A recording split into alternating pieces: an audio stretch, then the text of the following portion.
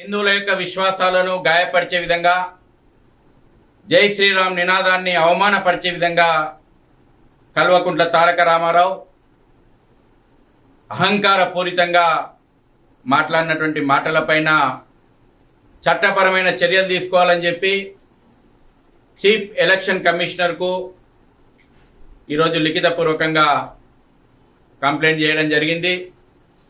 అదేవిధంగా CEO తెలంగాణకు కూడా లిఖితపూర్వకంగా ఈరోజు కంప్లైంట్ చేయడం జరిగింది. బీఆర్ఎస్ వర్కింగ్ ప్రెసిడెంట్ జై శ్రీరామ్ నినాదం అన్నం పెడుతుందా, జై శ్రీరామ్ నినాదం ఉద్యోగాలు ఇస్తుందా అని చెప్పి ఒక వర్గం ప్రజలను మెప్పు పొందడానికి హిందువుల యొక్క విశ్వాసాలను శ్రీరాముని యొక్క నినాదాన్ని అవమానపరచడం ఏదైతే ఉందో ఇది సహించరానటువంటి చర్య అని చెప్పేసి మేము హెచ్చరిస్తా ఉన్నాం. దీని మీద చట్టపరమైనటువంటి చర్యలు తీసుకోవాలని చెప్పేసి ఎలక్షన్ కమిషన్ను మేము కోరుతా ఉన్నాం.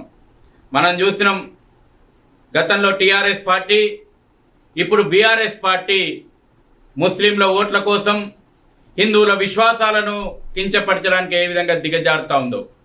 హిందుగాళ్ళు బొందుగాళ్ళు దరిద్రులని గతంలో కేసీఆర్ మాట్లాడిండు.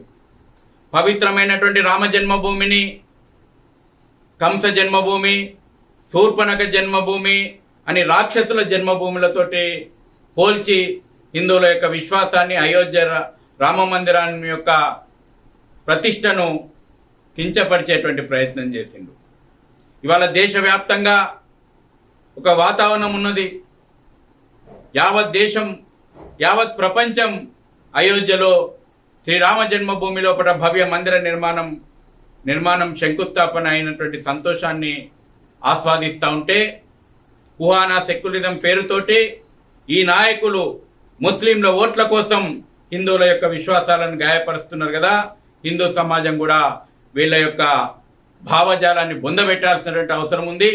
ఖచ్చితంగా బీఆర్ఎస్ యొక్క గుర్తింపును రద్దు చేయాలని గతంలోనే 2019 ఎన్నికలప్పుడు కేసీఆర్కు చాలా సీరియస్గా వార్నింగ్ ఇచ్చింది కేంద్ర ఎన్నికల సంఘం. అది కూడా మేము ఈ యొక్క కంప్లైంట్ లోపల గుర్తు చేసినాం.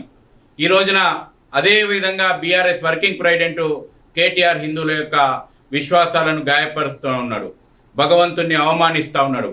కాబట్టి బీఆర్ఎస్ గుర్తింపు రద్దు చేయాలని, కేటీఆర్ మీద చట్టపరమైనటువంటి చర్యలు తీసుకోవాలని చెప్పేసి మేము లిఖితపూర్వకంగా రిటర్న్ కంప్లైంట్ చేయడం జరిగింది. ఖచ్చితంగా న్యాయపరమైనటువంటి పోరాటము మేము శిక్ష పడే వరకు చేస్తాము. ప్రజాక్షేత్రంలో కూడా వీళ్ళ యొక్క హిందూ వ్యతిరేక ఎజెండాలను, విధానాలను మేము ప్రజలకు కూడా వివరిస్తామని చెప్పి తెలియజేస్తా ఉన్నాం. జై శ్రీరామ్.